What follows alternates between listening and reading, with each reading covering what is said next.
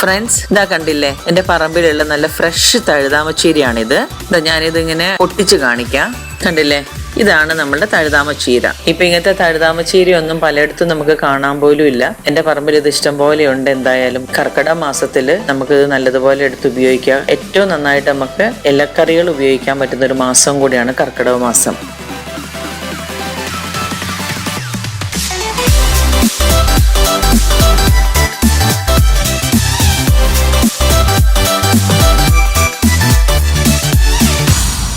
Hi friends, ഞാൻ നിങ്ങളുടെ baby.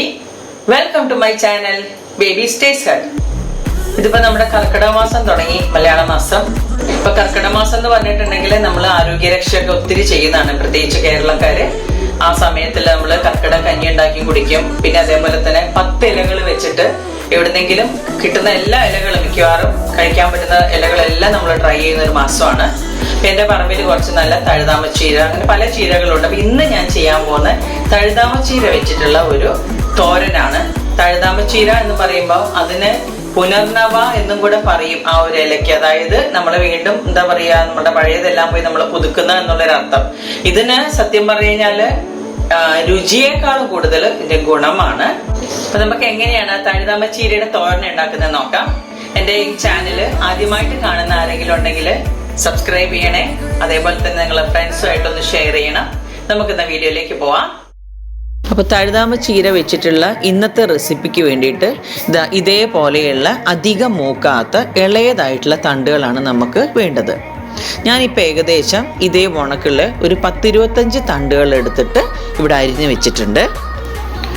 ഇനി അത് പ്രിപ്പയർ ചെയ്യാൻ വേണ്ടിയിട്ട് ഞാൻ സ്റ്റൗ ഓൺ ചെയ്ത് ഒരു പാൻ അടുപ്പത്ത് വെച്ചിട്ടുണ്ട്.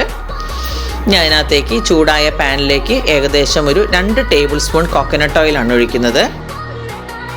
ഇപ്പോൾ വെളിച്ചെണ്ണ നന്നായിട്ട് ചൂടായിട്ടുണ്ട്.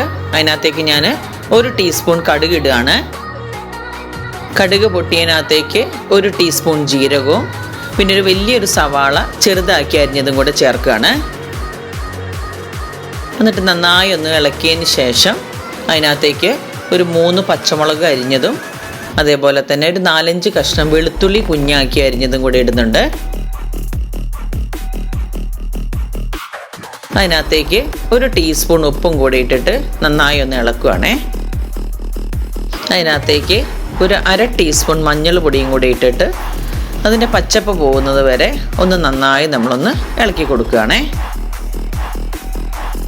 ഇനി അതിനകത്തേക്ക് ഒരു 1/2 കപ്പ് ചിരകിയ തേങ്ങയും കൂടെ ഞാനിട്ട് ഇളക്കുവാണ്.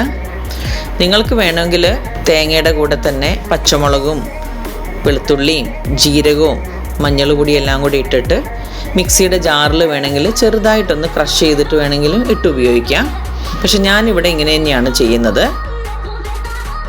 ഇതെല്ലാം കൂടെ നന്നായി ഒന്ന് ഇളക്കിയതിന് ശേഷം ഞാൻ ഈ അരിഞ്ഞു വെച്ചിരിക്കുന്ന തഴുതാമച്ചീര അതിനകത്തേക്ക് ഇടുവാണ്.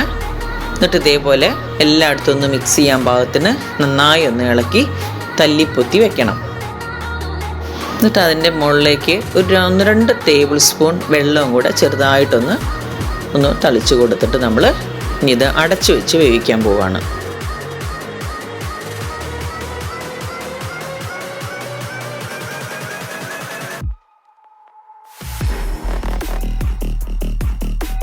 ഞാനിപ്പോൾ ഇതൊരു 5 മിനിറ്റ് അടച്ച് വേവിച്ചതിന് ശേഷമാണ് ഇപ്പോൾ തുറക്കുന്നത്.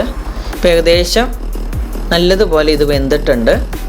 ഇനി ഇതിനകത്തേക്ക് ഞാൻ നേരത്തെ ഇത്തിരി ഉപ്പും മഞ്ഞൾ പൊടിയും ഇട്ടിട്ട് ഒരു 1/2 കപ്പ് ചെറുപയർ വേവിച്ച് വെച്ചിരുന്നു. അതും കൂടെ ഞാൻ ചേർത്ത് ഇളക്കുകയാണ്.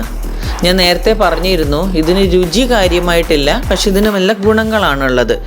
അതുകൊണ്ടാണ് ഇതിനകത്ത് കുറച്ച് പയറും കൂടെ വേവിച്ച് ചേർക്കുന്നത്. ഞങ്ങൾ കുഞ്ഞിലുണ്ടായിരുന്ന സമയത്ത് ഈ തഴുതാമച്ചീരയും ആടലോടകവും എല്ലാം കൂടെ കഫക്കെട്ടൊക്കെ വരുന്ന സമയത്ത് കുരുമുളക് പൊടി ഇഞ്ചി നീരൊക്കെ ചേർത്തിട്ട് അതിൻ്റെ നീരെടുത്ത് തരുമായിരുന്നു. അങ്ങനെ നല്ലതാണ്. അതേപോലെ തന്നെ ഗർഭിണികൾക്ക് ആയിരിക്കുന്ന സമയത്ത് നമ്മളെ ശരീരത്തിൽ നീര് പോകാനായിട്ട് തഴുതാമയുടെ ഇല ഇട്ടിട്ട് തിളപ്പിച്ച വെള്ളം തരും. അതുമാത്രമല്ല, ആയുർവേദത്തിലൊക്കെ ഇതിൻ്റെ വേരുകളും ഇതിൻ്റെ ഇലകളെല്ലാം മരുന്നുകൾക്കായിട്ടൊക്കെ ഉപയോഗിക്കുന്നതാണ്. ഇപ്പോൾ കഴിയുന്നു നമ്മളുടെ പറമ്പിൽ തഴുതാമച്ചീര അങ്ങനത്തെ ഉണ്ടെന്ന് വെച്ചാൽ എന്തായാലും നിങ്ങളിതൊന്ന് ഉണ്ടാക്കി നോക്കുക. ഇതാ ഫ്രണ്ട്സ്, നമ്മളുടെ തഴുതാമയുടെ തോരൻ റെഡി ആയിട്ടുണ്ട്. നല്ല ആവി പറക്കുന്ന തോരനാണ്. ഞാൻ പറഞ്ഞതുപോലെ ഈ ഇലകൾ കിട്ടുമെന്നുണ്ടെങ്കിൽ ഈ മാസത്തിൽ എല്ലാവരും നന്നായിട്ട് പ്രിപ്പയർ ചെയ്യുക. ഫ്രണ്ട്സ്, ഇതുവരെ എൻ്റെ ഡിഷസ് എല്ലാം കണ്ട് എൻ്റെ ചാനലിന് തന്ന സപ്പോർട്ടിന് നന്ദി. ഇന്ന് ആരെങ്കിലും ആദ്യമായിട്ട് കാണുന്നവരുണ്ടെങ്കിൽ ചാനലൊന്ന് ദയവായി സബ്സ്ക്രൈബ് ചെയ്യുകയും തൊട്ടടുത്തുള്ള ബെല്ലൈക്കൺ അമർത്തുകയും ചെയ്യണേ. ഇനി അടുത്തൊരു വീഡിയോ ആയിട്ട് ഞാൻ വരുന്നവരെയും ബൈ ബൈ ഫ്രണ്ട്സ്.